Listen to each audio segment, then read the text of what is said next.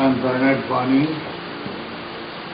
I'm here in Quezon City right now. Nung unang-una ako mag-take ng bioenzyme, way back siguro mga ilang buwan na yon. Ngayon, hanggang sa ngayon, paminsan-minsan na lang ako nag-take ng bioenzyme. Pero naramdaman ko mula noon hanggang sa ngayon, kaya nag-slow down ako dahil medyo yun nga, naging problema ko, nagsushoot ang sugar. Pero wala naman ko, malakas pa rin ako. Ganon. So, kinontinue ko lang ito. Nung panahon na yun, nintroduce sa akin ang bioenzyme ni paring Jerry. Siya ang nagdala sa akin sa opisina. And then, na-meet ko nga si Dr. Rodolfo Idlagan at nag-usap kami tungkol sa nangyari sa akin. Sinabi ko sa kanya na nung minom ako ng bioenzyme, lumakas ang pakiramdam ko. At para bang right away, nagkakaroon ka ng energy na nararamdaman sa katawan mo. So, tinuloy ko yun hanggang sa gumanda ng gumanda ang aking pakiramdam. So, para sa akin, ang bioenzyme ay malaking tulong sa may mga diabetes. Siguro kung di ako nag-bioenzyme, baka baka kung ano-ano pang mga komplikasyon ang tumubo sa akin. Nire-recommenda ko talaga ng gusto sapagkat hindi ko hindi kwento, kundi talagang maraming tulong na nagawa sa ibang tao na mayroong mga testimonya na parang imposible nang gumaling pero gumagaling sila. So, gusto kong pasalamatan ang may kapal, yung Diyos na siyang likha ng lahat ng bagay. Pangalawa, itong si Dr. Rodolfo Idlagan na formulator po nito. Gusto kong pasalamatan ito dahil kung hindi dahil sa kanya, there will be no bioenzyme. So, ang mga dapat na pasalamatan din natin sa production ay Total Nature's Great Value Incorporated at itong bagong marketing natin, Nature Green Value Enterprises. Ako po si Eder, Lola E, Tita E, Tita Eder, you like it or not, take me. Ako po ay isang breast cancer survivor. Stage 2, walang alam, kasi nga ako kulang sa awareness. Hindi rin ko alam kung anong mga dapat gawin. Kasi lagi nga ako ang tingin ng mga doctors, pag may bukol, may aray, kadat kaharap nyo ay surgeon, o operahan kayo. Kasi ako akala ko talagang good na ako. Good girl, kasi hindi ako carnivorous. Talaga aware na aware ako sa aking mga kinakain. Kaya ang feeling ko, good girl, hindi magkakasakit. Hindi rin po ako nagpisyo kasi ayoko magkasakit. Pero ayan tumatama talaga pag sala yung ating lifestyle. So sabi ng doktor ko, patingin niya, ay lalaki ho siya. Sabi ko, Doc, virgin po ako, yoko.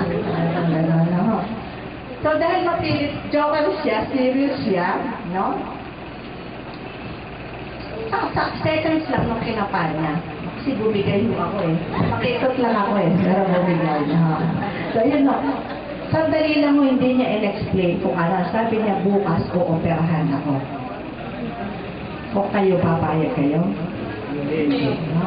So, nagpamamulang mo ako negative without his advice, negative. So, pinalipas ko yung mga araw, wala akong ginawa. So ayun, nung makita niyo yung aking record ko, sabi ko, hindi. Tinignan uli niya, kailangan daw operahan ako. Wala pa rin explanation. Pero kung may bioenzyme na akong kakilala nun, nag-detox ako na nag-detox, pinatay ko na lang yung cancer cell na namumunga na pala sa akin, hindi ako natanggalan ng hinaharap.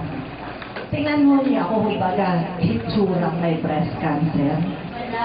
Wala, hindi ko talaga napipil. Kaya nakausap ko lang yung aking cancer cell. Naiinis niya sa akin, nag-iisip siya sa akin, ba't ako malakas?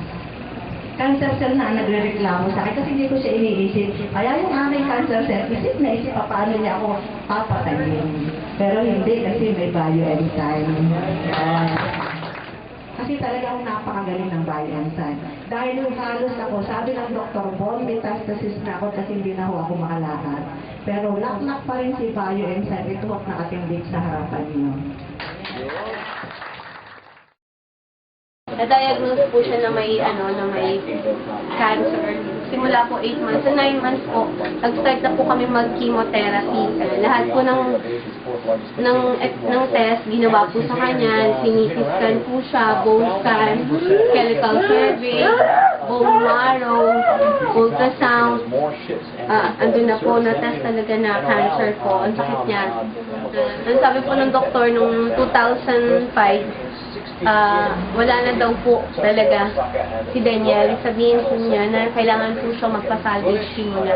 Kasi po yung sugat niya talagang hindi na po talaga gumagaling. Kasi mata niya po lumuwa at nagsasalin po kami ng dugo dahil po bumababa po sa chemotherapy niya. So kinausap na ako ng doktor, 2005 November na kailangan na po siyang salvage chemo.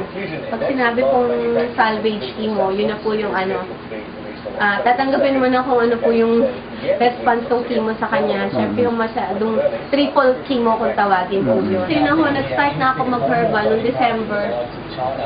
Mga third week po, nag-start na po ako magpainom kay Daniel.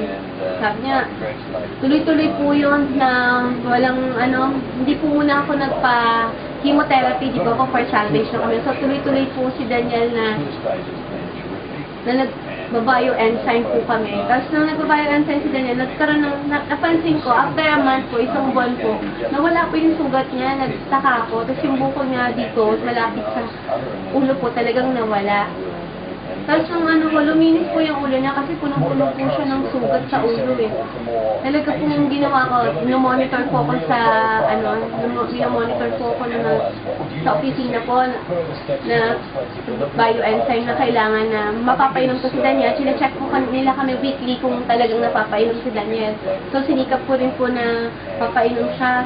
Dahil po sa tulong din po nila Ma'am London, ni Doc, minainom ko po talaga si Daniel. Hanggang pagdating po ng 2 months, nakita ko na talaga na malinis na po siya. Wala na talaga siyang sugat. Yung mata po niya na luwang-luwa na. Lumiit na, tapos hindi na rin po kami nagsasali ng dugo. Tapos gumanda po yung kulay niya, yung kutis niya, tapos yung liksi niya sa paglalaro. Ngayon naglalaro na po siya, tumatakbo siya. Kaya napapasalamat po ako sa bioenzyme na ginawa ni Dr. Edlagan. Kundi dahil dun sa bioenzyme na yun, na talagang ginamit ng Diyos na maging instrumento para talagang makatulong si Doc sa mga tao. Nagpapasalamat po ako sa inyo, Dr. Edlagan, kundi dahil sa inyo, wala na po si Daniel ngayon. Hindi na po siya aabot ng ganito. Sabi po nga ng doktor na hindi lang buwan ang aabot ni Daniel. Ngayon po, na mag-iisang taon na po si Daniel, kung September 27, mag-birthday na siya. Na talagang habang umilipas siya, paano nakikita ko talagang lumalaki siya. Yung sakit niya, talaga tumubado siya. Maraming salamat po sa bioenzyme plan, sa inyo po, Doc. Marami pa po kayong matulungan. At patuloy pong dinadalain ko na magkaroon din kayo ng magandang health na dahil sa enzyme na yon, talagang si Daniel po lumakas. Eto po, malaki na si Daniel, makinis na. Daniel. Salamat po, Dr. Salamat po.